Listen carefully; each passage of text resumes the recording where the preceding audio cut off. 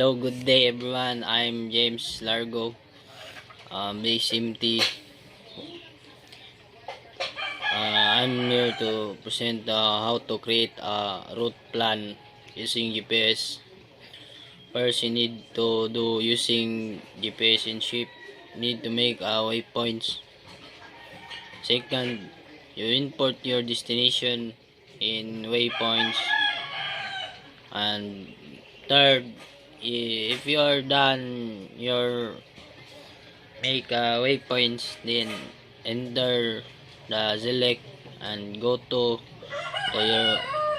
go to waypoints and go to your waypoints. And lastly, all you need to do is go to the route and enter your destination or waypoints, and it will display into GPS. You will see this display, and you will see the distance of your destination. GPS, it is necessary uses.